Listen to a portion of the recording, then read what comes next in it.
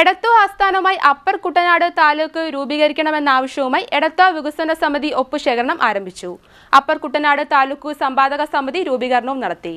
എടത്വ ആസ്ഥാനമായി അപ്പർ കുട്ടനാട് താലൂക്ക് രൂപീകരിക്കണമെന്ന് ആവശ്യപ്പെട്ടുകൊണ്ട് എടത്വ വികസന സമിതിയുടെ നേതൃത്വത്തിൽ ഒപ്പുശേഖരണ യജ്ഞത്തിന് തുടക്കമായി. നമ്മുടെ നാട്ടിലുള്ള ഒരാൾക്കോ ഒരു കുട്ടിക്കോ ആർക്കെങ്കിലും ഇന്നത്തെ സ്റ്റാറ്റസിൽ ജീവിക്കാനുള്ള കപ്പാസിറ്റിയുള്ള പണമില്ല. ടോമിച്ചൻ്റെ ഒരു കട നടത്തുന്നു, അദ്ദേഹത്തിന് സുഖമായിട്ട് ഇൻകം ഉണ്ട്, ജോലി ചെയ്യുന്നു പോകുന്നു. പക്ഷേ അടുത്ത തലമുറ എന്തുവാ, അവരാരും കടയിൽ വന്നിരിക്കത്തില്ല. കാരണം എന്താ, എന്ത് കിട്ടാനാ, എങ്ങനെയത് ഓടിക്കണമെന്ന് അറിയത്തില്ല. അപ്പോൾ ഞാൻ പറഞ്ഞു വന്നത്, ഈ ഒപ്പ് ശേഖരണത്തിന്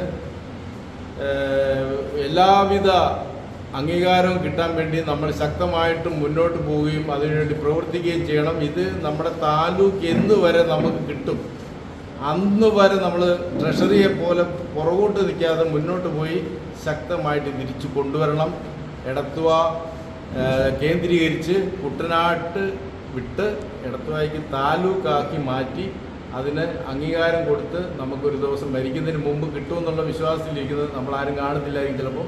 പക്ഷേ നമ്മുടെ യുവജനങ്ങളെങ്കിലും അന്ന് താലൂക്ക് എടത്വയിൽ കാണുമെന്നുള്ള വിശ്വാസത്തിൽ നമുക്കിത് മുന്നോട്ട് കൊണ്ടുപോകാൻ ഉദ്ഘാടനം ചെയ്യും. എടത്വ കേന്ദ്രമാക്കി അപ്പർ കുട്ടനാട് താലൂക്ക് രൂപീകരണം എന്ന പ്രമേയം അവതരിപ്പിക്കും.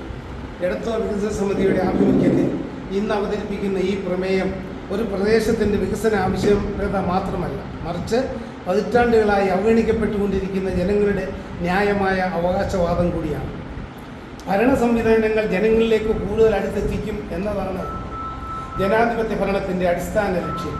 എന്നാൽ ഇന്നും അപ്പർ കുട്ടനാട് മേഖലയിലെ ജനങ്ങൾക്ക് സാധാരണ സർക്കാർ സേവനങ്ങൾ ലഭിക്കുന്നതിനായി പണവും സമയവും അധ്വാനവും നഷ്ടപ്പെടുത്തി യാത്ര ചെയ്യേണ്ട അവസ്ഥയാണ്. കുട്ടനാട് മേഖലയിലെ സമഗ്ര വികസനത്തിന് പുതിയ ദിശാബോധം ഉണ്ടാകും.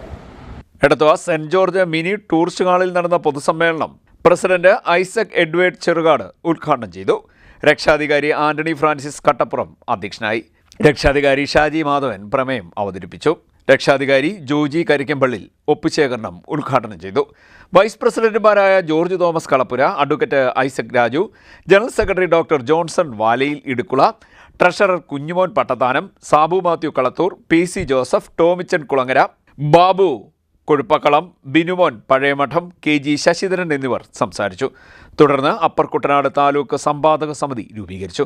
Advocate Isaac Raju chairman, Antony Francis Kattappuram vice chairman, doctor Johnson Valayil Idukkula general convener, Shaji Madhavan, PC Joseph എന്നിവർ കൺവീനർമാർ എന്നിവരടങ്ങിയ 15 അംഗ കമ്മിറ്റിയാണ് രൂപീകരിച്ചത്.